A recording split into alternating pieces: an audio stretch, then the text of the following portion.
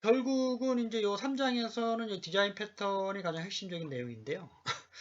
요거는 제가 이제 요 내용의 중요성을 때문에 다음 시간에 좀 얘기 드려야 될 것 같긴 한데, 이게 이제 유명한 소프트웨어 학자들이 이제 개발을 제안을 해가지고 요즘 많이 쓰고 있어요. 대부분 개발자들이 요 이제 디자인 패턴을 이제 사용을 해서 개발하고 있어요. 이거 얘기를 쉽게 얘기하면 자주 쓰는 것들이 이제 많잖아요.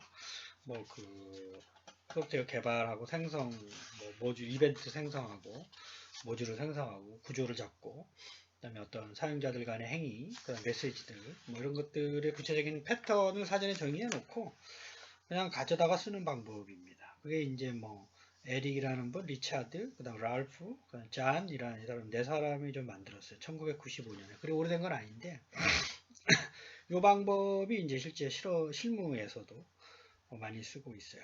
그래서 요게 나오게 된 배경이 요 오늘 배우게 될 요 6가지 내용입니다. 6가지 내용. 그래서 요 내용을 좀 알고 접하게 되면 좀 쉽게 할 수가 있고 사실은 근데 여러분들 객체 지향은 자바에서 아마 많이 배웠을 거고 그에 해당되는 얘기들이 많이 여기 들어가요. 그의 기본적인 지식으로 이제 인지를 하고 있기 때문에 그런 내용 좀 살펴보도록 하고 소프트웨어 구조라고 하죠. 아키텍처. 소프트웨어도 그 구조가 있습니다. 그래서 뭐 구조라고 하는 건 여러분들 뭐 하드웨어 구조나 뭐 집 구조만 있는 게 아니라 일반적인 소프트웨어도 그 구조가 있다. 뭐 그거를 여러분들이 좀 이해를 하시면 되고 그걸 이제 우리가 소프트웨어 아키텍처라는 말을 써요. 소프트웨어 구조. 그래서 이거는 뭐냐면 소프트웨어 골격이 되는 거죠. 그래서 소프트웨어를 구성하는 요소들 주로 이제 모듈이나 뭐 컴포넌트라는 말을 주로 많이 쓰기도 하고 그것들 간의 관계를 표현하는 구조의 모양 뭐 이렇게 이해를 하시면 되고 이게 이제 뭐 개발자, 사용자, 뭐 개발해달라고 요청한 뭐 수요자, 의사소통 도구로 많이 쓸 수 있다는 거죠. 그래서 저희들이 그 소프트웨어 품질에 대한 얘기를 이제 말씀을 드렸었죠. 소프트웨어 구조에서도 동일한 품질이 있습니다. 그 소프트웨어 구조가 잘 설계됐느냐, 아니면 잘 안 됐느냐를 평가하는 기준이 또 있고, 뭐 사용자가 좀 요구하는 게 기능적으로 쫙 이렇게 나타낼 수 있으면 좋겠지만, 그렇지 않은 것들에 대해서 어떻게 처리할 거냐. 요거를 반영해야 되는 게 좀 중요하고요. 기능적 요구사항은 궁극적으로는 디자인 패턴에서 결정이 됩니다. 그래서 이제 그거는 일반적인 틀 안에서 생각할 수 있는 거고, 없는 거는 만들어야 되는 거죠. 그런 방법을 여러분들이 생각을 하시면 되고, 소프트웨어 응용 애플리케이션을 어떻게 분할해서 만들고, 분할한 그것들을 각각 어떻게 모듈로 만들고, 모듈들을 합해서 어떻게 컴포넌트를 만들고, 그 다음에 모듈 간의 인터페이스, 뭐 컴포넌트 간의 인터페이스 어떻게 할 거냐, 뭐 이런 것들을 전반적으로 생각을 해야 된다. 이렇게 생각을 하시면 되고, 뭐 다양한 용어들이 있지만, 여러분들이 배웠었던 그 객체 지향의 3가지 특성이 있잖아요. 정보와 추상화 정보닉, 다양성. 뭐 그거 외에도 여기 뭐 스텝와이즈 리파이먼트라 해서 디컴포지션 하는 방법, 그죠? 그 다음에 이제 모듈화 하는 방법. 뭐 요게 이제 기본적인 원리로 소프트웨어 구조를 요즘 설계한다. 그렇게 이해를 하시면 되겠습니다. 자, 그래서 모듈화라는 얘기부터 한번 볼까요? 모듈은 이제 쉽게 얘기하면 여러분들이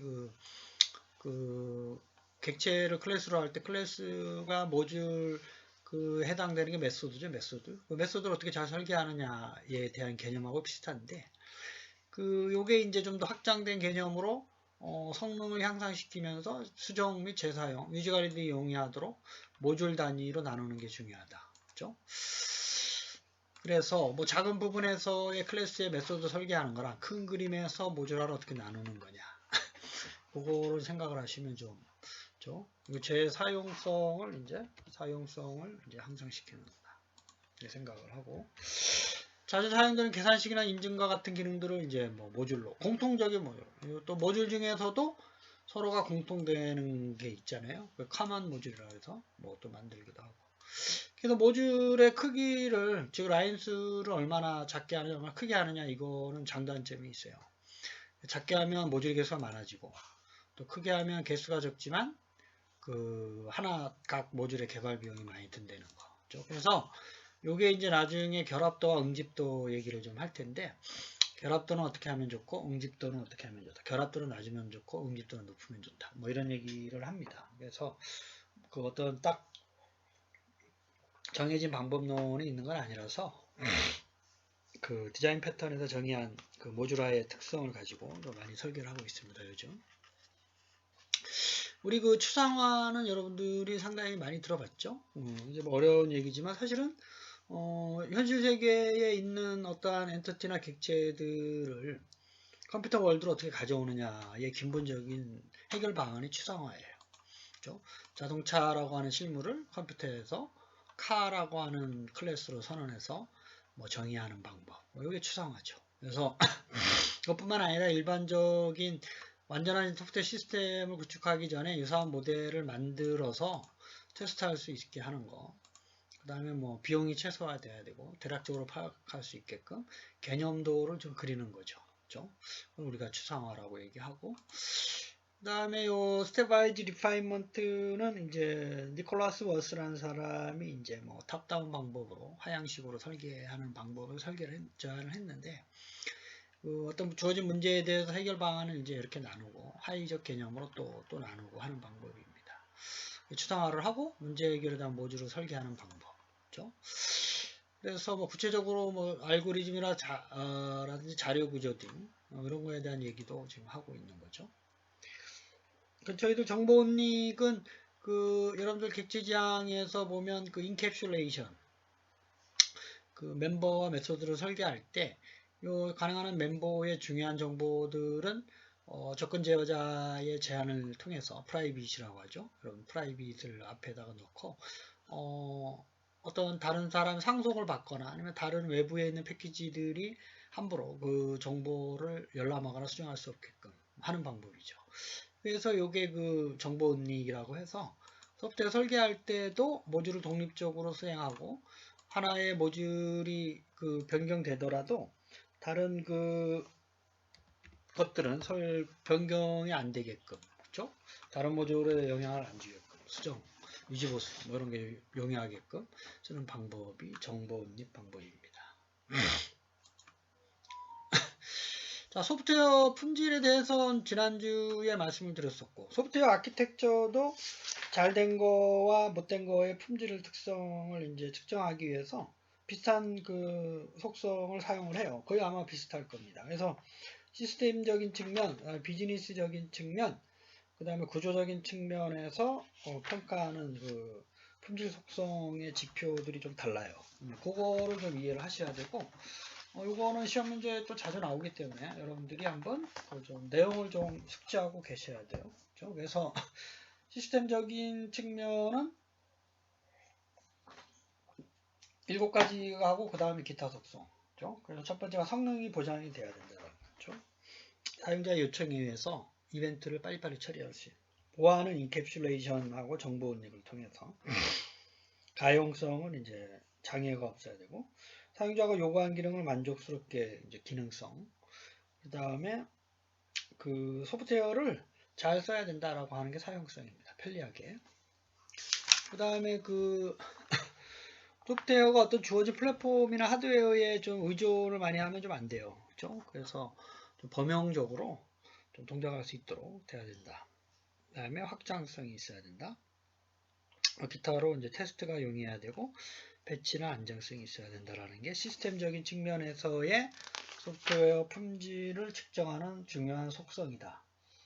그렇게 여러분들이 이해를 하시면 되겠습니다. 이제 비즈니스적인 측면에서는 뭐 적시성이라고 하는 게 적절한 거죠. 이미 개발된 게 아니라 새로운 거, 이런 거를 얘기하면 되고, 새로운 게 아니더라도 기존 거보다 좋아지는 거, 이런 거를 생각하시면 되죠. 시장 적시성이라고 얘기하는 게 소프트웨어 시장에서 좀 수요가 있어야 된다라는 걸 얘기를 하면 되고, 비용이 어떤 수익보다 많으면 안 되는 거죠. 이건 기본적인 거고, 그 다음에 소프트웨어 생명 주기와 관련돼서 그 유지보수라든지 확장성을 중요하게 고려해야 된다는 거죠. 그 다음에 뭐 타겟 시장, 뭐 일정, 뭐 통합 가능성, 뭐 이런 것도 비즈니스 측면에서 소프트웨어 구조를 설계할 때 한 번씩 좀 들여다봐야 되는 성질이다. 이렇게 여러분들이 이해를 하시면 되겠습니다.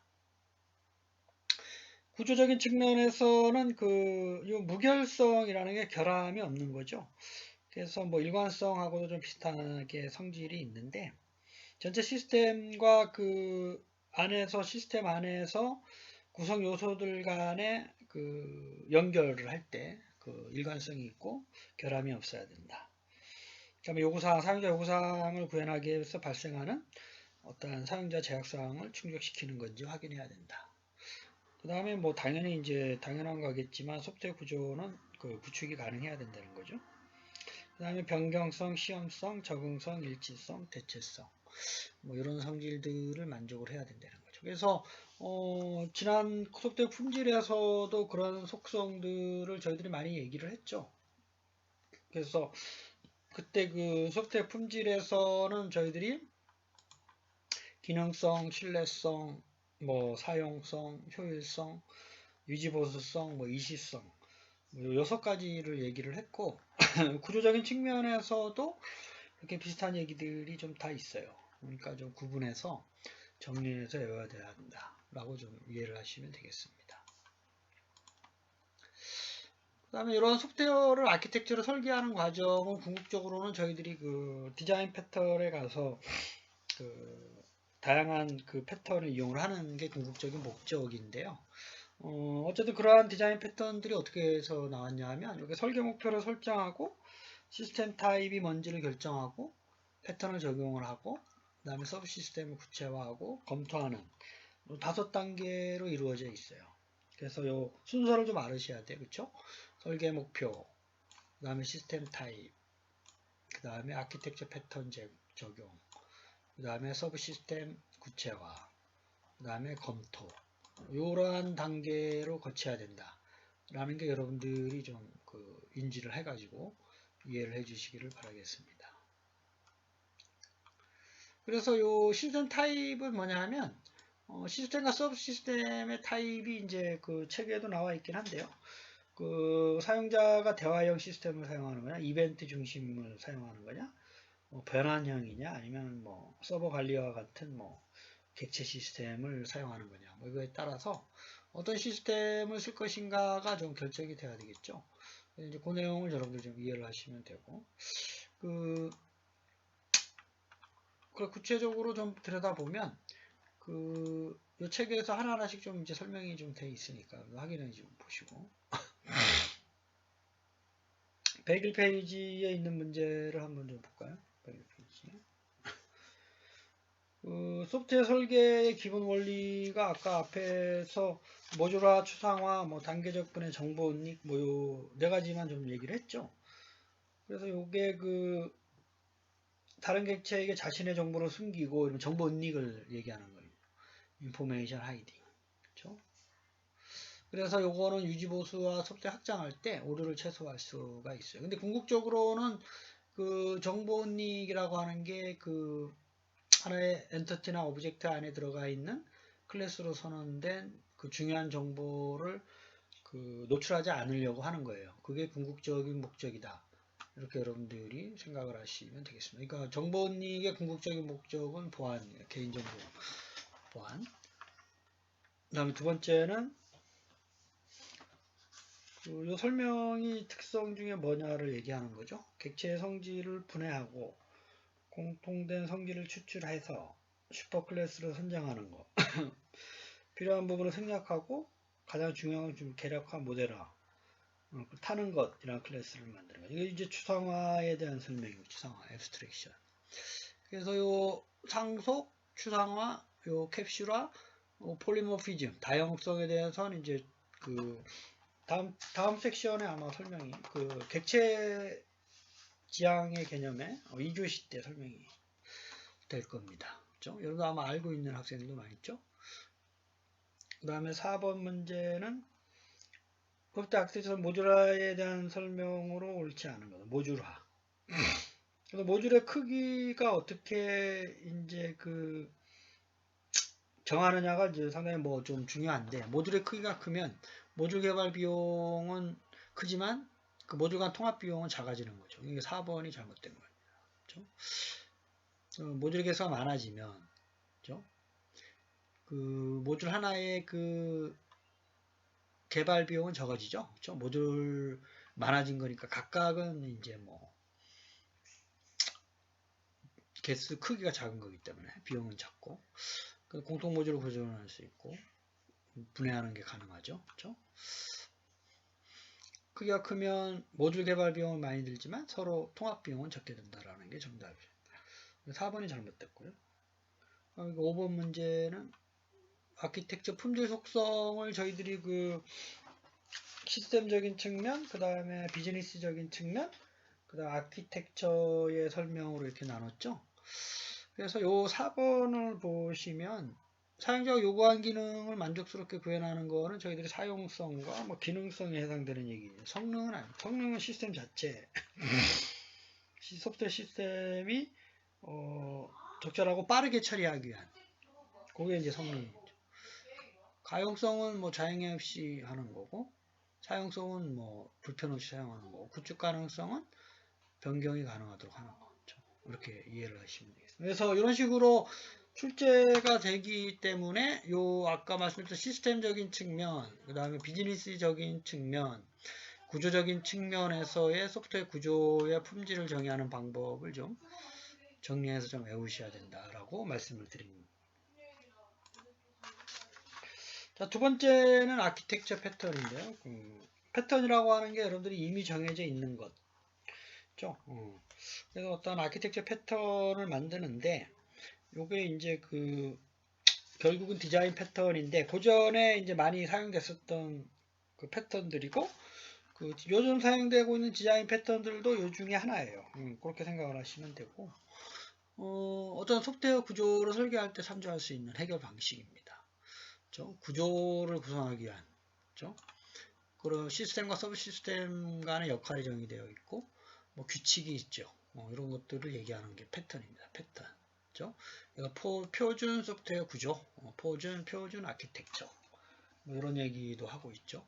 이거를 사용하는 이유는 뭐냐면, 보통의 새로 하는 것보다 시행착오를 줄일 수가 있어요. 시간을 단축시키고 있고, 소프트웨어 품질을 이제 높일 수가 있고, 이미 검증된 거기 때문에 안정적으로 개발이 가능하다는 거고, 의사소통이 편하다는 거고, 뭐 개발을 참여하지 않은 사람도 이 아키텍처 패턴만 이해하면 유지보수를 이제 할 수 있다 해서 쉽게. 그 다음에 그 전체적인 시스템을 완성하기 전에 이 디자인 패턴이나 아키텍처 패턴을 보고 예측을 할 수가 있어요. 어떤 특성을 갖는 시스템이 이 소프트웨어인지 그게 가능하다라는 거예요. 그래서 대표적으로 OSI 7레이어가 이 레이어 패턴, 그 다음에 그 FTP 서비스 같은 게 클라이언트 서버 패턴, 아마 데이터 통신이 대표적인 파이프 필터 패턴입니다. 그 다음에 이게 이제 그 데이터 통신 중에서도 신호 처리를 구분해서 하는 방법이 있어요. 시그널링과 데이터 흐름을 다르게 하는 방법, MVC 패턴. 그 다음에 그 클라이언트 서버와 대조적인 게 피어투피어 패턴이죠. 그 외에도 뭐 많습니다. 이렇게 마스터 슬레이브, 브로커, 이벤트 버스, 블랙보드 사용하는 거, 인터프리터 사용하는 거. 그래서 이게 기본적인 소프트웨어 구조의 패턴의 종류로 이제 논의되다가 요즘은 이제 특히 웹, 그 다음에 앱 개발할 때 디자인 패턴으로 딱 자주 쓰는 거를 새로 만들어서 요 패턴들의 기반을 둬가지고 만들어서 사용하고 있는 게 요즘의 이제 추세입니다.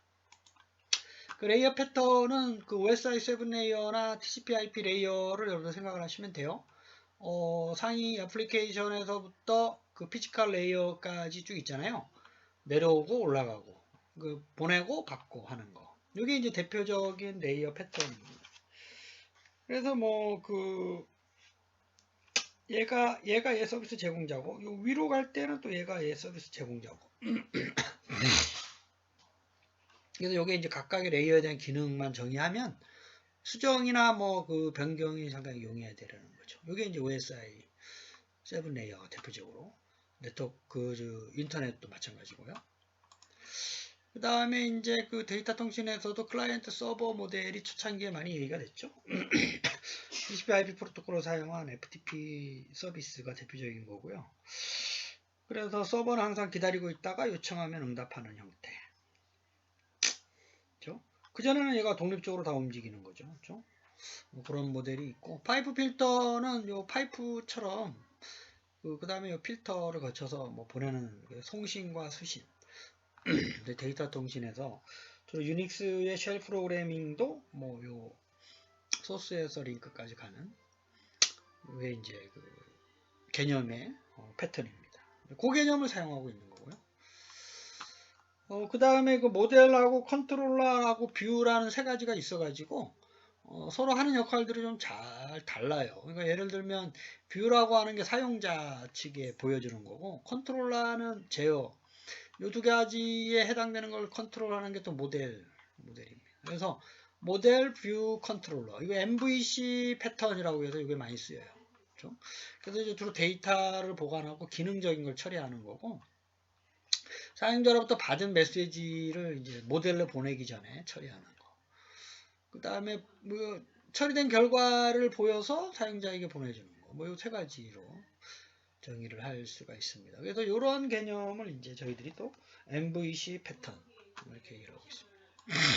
그 외에도 아키텍처 패턴은 이렇게 그 많아요. 이거 외에도 많이 있고 그래서 요 뭐 아까 앞에서 얘기했었던 정도는 반드시 외우셔야 돼요. 요 세 가지 정도. 클라이언트 서버, 파이프 필터, MVC. 요거는 뭐 피어 투 피어 요 정도 시험 문제 좀 많이 나오고요. 나머지 것들은 한번 참고해서 여러분들 좀 보시기를 바라겠습니다. 105페이지에 있는 문제를 한번 볼까요? 파이프 필터는 저희들이 뭐 말씀을 드렸었지만 파이프처럼 필터, 데이터 송수신, 그렇죠? 옳은 것은 이기 때문에 이거 4번이죠, 4번. 그렇죠? 컴포넌트에서 처리가 끝나면 다음 컴포넌트 거 보내는 거, 그렇죠? 그 다음에 OSI는 레이어죠, 레이어. 레이어 모델. OSI가 7 레이어이기 때문에 레이어 모델이다. 이렇게 좀 외우시면 되겠습니다. 레이어, OSI 참조, OSI 7계층. 모든 통신과 수신의 전자적 기능들의 그 약속의 형태는 OSI 7 레이어고 ISO에서 정의한 바대로 하는 거고, 그거를 좀 축소시킨 게 그 인터넷 레이어, 인터넷 4계층짜리. TCP/IP 프로토콜이라는 게 그 말입니다. 인터넷에서 쓰는 OSI 그 4계층. 그렇죠? 그 다음에 5번 문제인가요? 5번은 클라이언트 서버 모델이라는 설명으로 가장 거리가 먼 것은 클라이언트를 통해서 요청을 전달하고 응답하고 대기 상태로 있어야 되죠. 서로 독립적으로 있다가 요청하면 하는 거고 서버는 하나죠. 그렇죠? 다수의 서버가 하나의 클라이언트로 하는 거는 요거는 뭐 그 병렬 시스템이나 뭐 이런 거 얘기하는 건데요. 어쨌든 그 분산 환경을 할 때는 사용하지만 패턴으로서는 이게 아니죠. 패턴의 정의가 된 거는 클라이언트 서버나 피어 투 피어. 그렇죠? 내가 클라이언트 됐다가 서버도 됐다고 하는 게 피어 투 피어. 요